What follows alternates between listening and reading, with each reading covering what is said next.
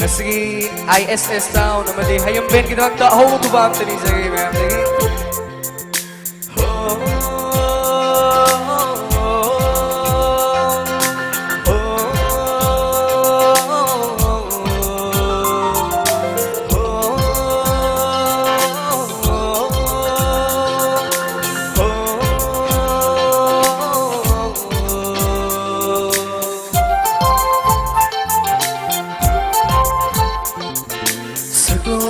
Sukuyumagi kudoloy basukanagi Saklonoy basukuyumagi kudoloy basukanagi Nambulong sibana ay gipun sini Nangondang ngao jabana tamoy giyapambani Nambulong sibana ay gipun sini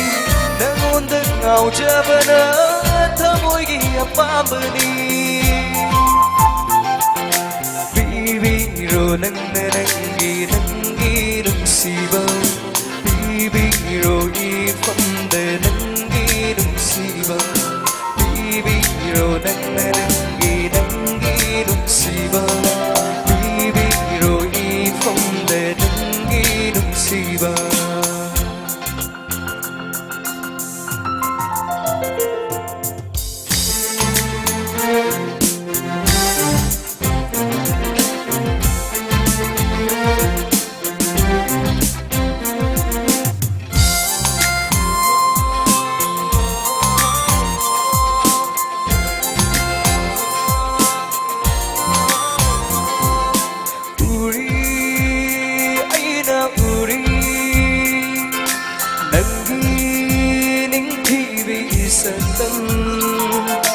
Tari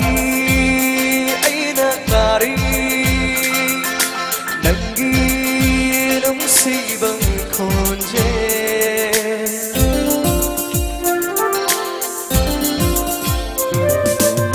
Uri aina uri Nanggining tibi sagtang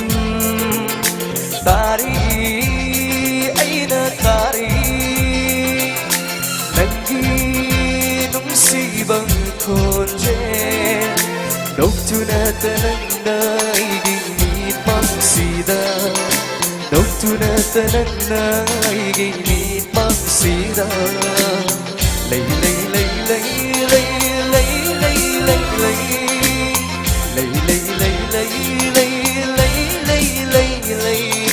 Doktuna talay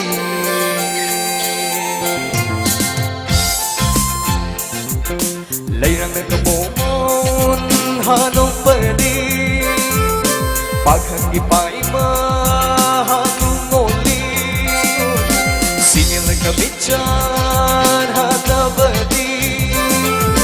Homlin mangni hakalido Yawan nagkakoy tum hanabadi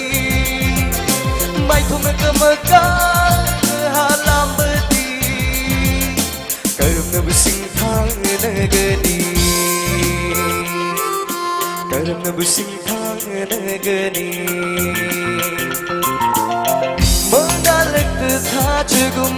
alibini nandi Uri ba pumbagi mita pumni nandi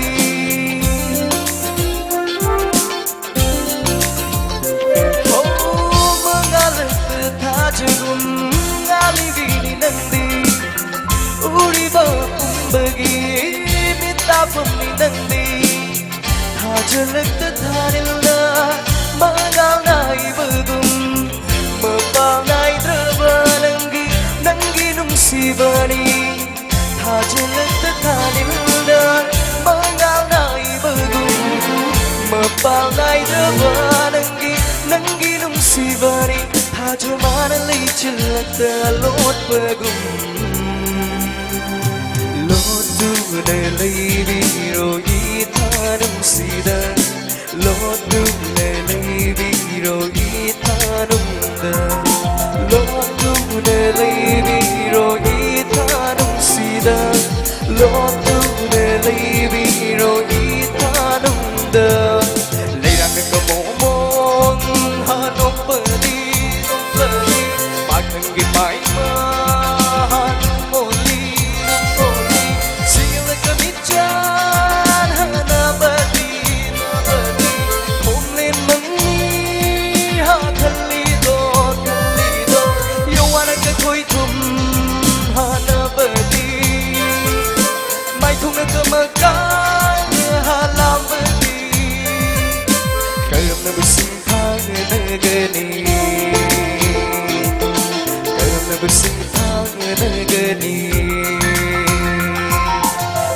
musim